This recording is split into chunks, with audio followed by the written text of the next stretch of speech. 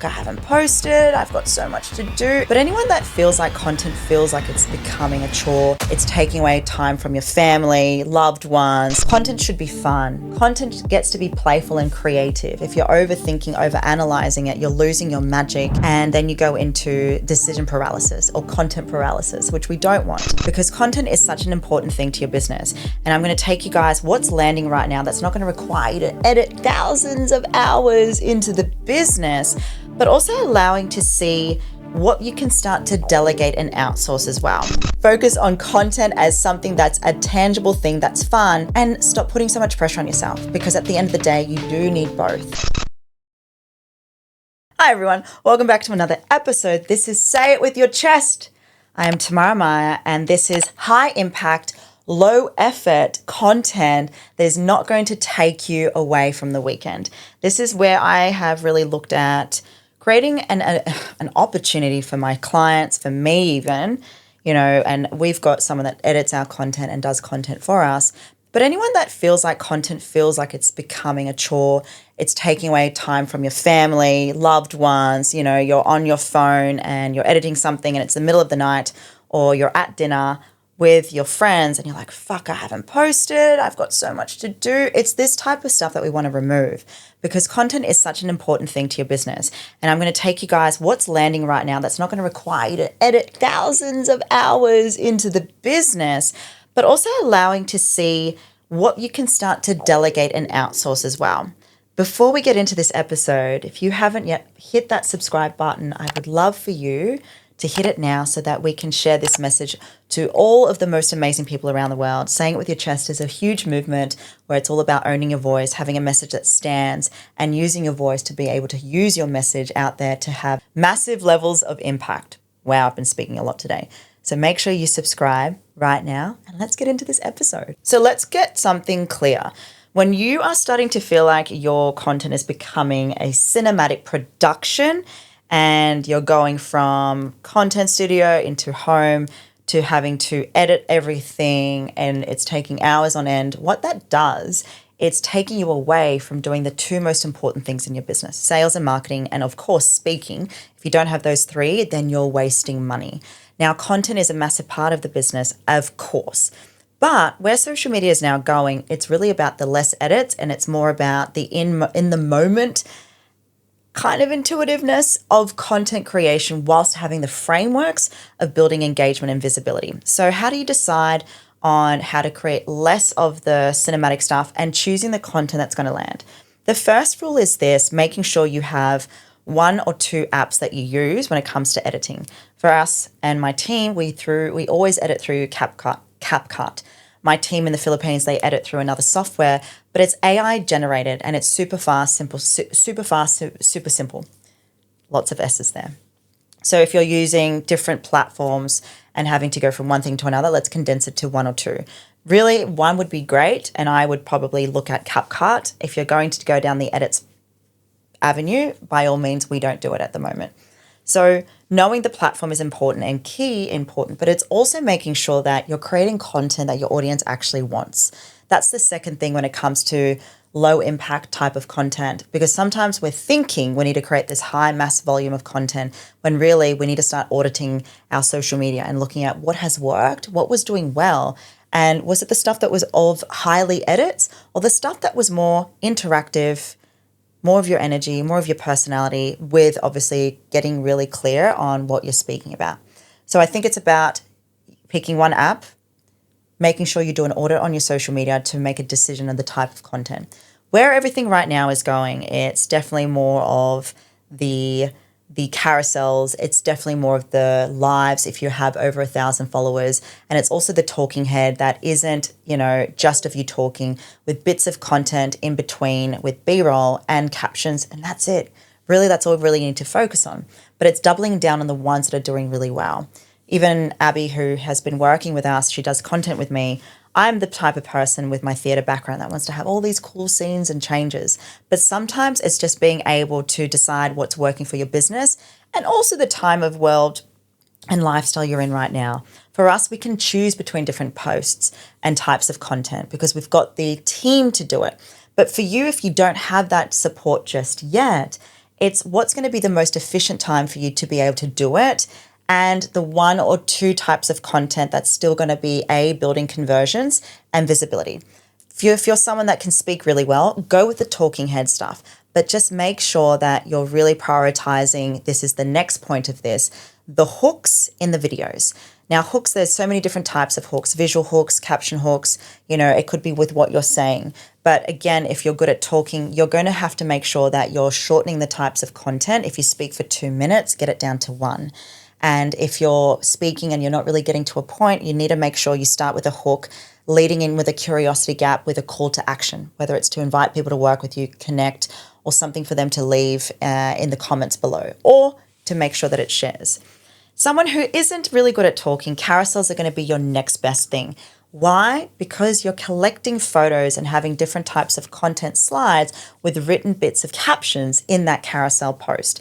Now, I love doing carousels right now. This is for me probably more of a time waster for me, because I personally love to tell a story. But if you're someone that has lots of skills in writing and also loves to have lots of photos but aren't very confident with video editing, carousels are going to be your next best thing.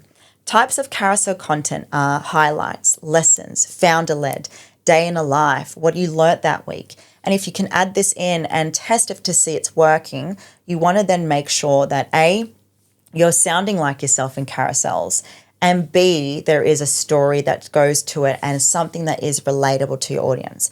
Why are they hearing this too? That's the question I always ask with any of my content. Is this worthy of sharing? Is it relatable?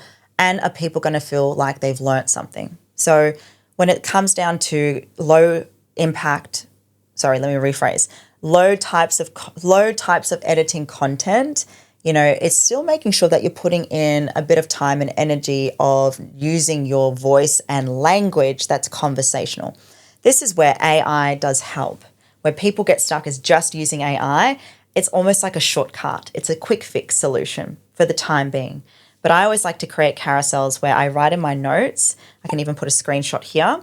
And I literally brain dump what my day's been like. I then put it into ChatGPT and talk about, this is the message, this is the voice I want to be in, and the story letters of this. Create 15 slides, 1 sentence per carousel, and then have a call to action at the end. Done. When it comes to then editing in the app, I don't like to do carousels in Canva anymore. I actually really prefer having photos of me and collecting data of whatever that day was where I picked a topic, whether it was relationship with Jordan. I then want to look at all the photos of myself and Jordan and pick through them. And I literally now just use, the Instagram app captions, fonts. That already is saving you so much time. You don't need to use Canva and make it all pretty. There's elements of where you can have Canva for aesthetics if you're a product-based business owner, if there is something that you're selling of your offer, for sure. But now it's about saving time, being in an element where you're meant to be focusing on generating reoccurring income. And if you're wasting time editing and putting it all in place, it's about making sure you use the fonts in the app that you're using, and also then prioritizing the thing that you're most important, and that's really sales and marketing, and of course speaking.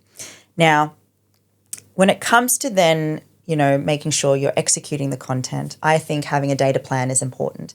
But some people prefer batching content. So we like to do a 30-day content plan for our students, and we'd always say do 1 week. And maybe that 1 day is where you do the carousels and the reels. If you do it all at once, that's when you can become, it's where you get overwhelmed, but it can also lead into stress and overwhelm and burnout, which we don't want for people. So really making sure you're executing, scheduling, being organized. Everyone says, oh, well, what do you mean? Be organized. You know what? Literally setting out a day when it's just purely on content, setting out time and energy when you're going to be doing it. Because I think if you don't, you're not actually creating a time management stamp in your calendar. If you're just focusing on admin and things that are not going to be making you money and not actually putting time into your content, ideally, I really want people just to spend a minimum 30 to an hour a day. That's it. And if you were to do that in 1 day, do 3 hours where you've just literally mapped out 7 bits of content, you've written it, you've researched, you've decided what the type of content it is. Boom, that's it. Last but not least, if you prefer no carousel or talking head, B-roll is really great. They're the 7-second types of videos, and you need to make sure that there is a hook in that video, but most importantly, there's length in your writing and your captions. This is where writing story-led is going to be more important than just using ChatGPT or any AI system for that. Last but not least, if it's topics you're struggling with, I always say to my clients, there's so many things that you're learning throughout the day. Now, there's founder-led content where what did I learn or experience in the business? There is what conversation did I have with my client that I can then create a Q&A box or a carousel on.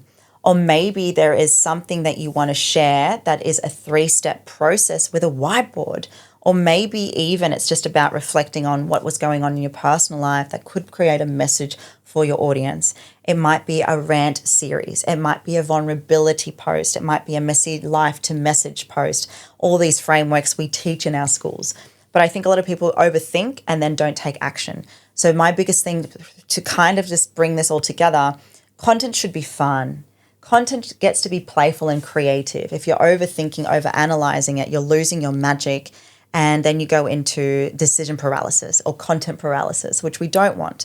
So it's really about, if you do feel like frameworks are great, but then you get an idea, write it down, action it fast. Even if it's when you're walking and talking or in your car. The thing about setting the scene and executing content, it's less about the studio vibes, but it's more about in the moments where you're having a conversation in the car. Shelby Sapp does this really well. You might be walking in the shopping center and you've got your phone and you want to pull it out and start saying something. You might be at the beach or at a cafe. Again, these are the best types of micro moments for content, and they're fast and easy to do. Even if you don't edit it and you just add some captions in that video, it's going to be so much better for you. Final thing, when you are already feeling like it's taking too much time away from you, I always think build the base of your content, learn it. Learn that content is something that you need to do in the business. And if you really think it's wasting time and it's prolonging you from making money, I would 100% hire a virtual assistant. I would 100% get someone to delegate and outsource it. I would even get someone that would come in and film content for you once a month and batch it together. Getting someone to post it for you, schedule it for you is going to be so much more beneficial for your business so that you can be in your zone of genius. My final say it with your chest line for this segment is this. You're not too busy for content. You're too busy worrying about trying to impress people when really they're not paying you. So really focus on what's going to drive you more revenue. Focus on content as something that's a tangible thing that's fun, and stop putting so much pressure on yourself, because at the end of the day, you do need both the money and the content to bring in the clients. But if you're too focused on trying to impress people with your content, you're going to lose people straight away. Have fun, focus on your message, delegate if needed, make it short and sharp, act in the moment, and content's going to be so much more easier for you. Delegate, schedule, get organized, and you're going to have an amazing plan ahead. I hope you've enjoyed this episode. I will see you all next week. I remember the first time I spoke on stage. My heart was racing, palms sweaty, voice was shaking. I was terrified. Not because I didn't know what to say, but because deep down I was afraid of being seen. I was afraid of my own power. But here's the truth no one tells you. Speaking isn't about perfection. It's about connection.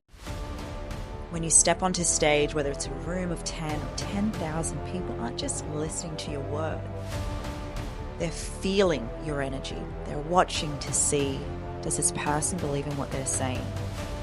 Does this person believe in themselves? The power to command a room comes from owning your story, not performing a script. That's what amplifies your voice, and that's what creates impact.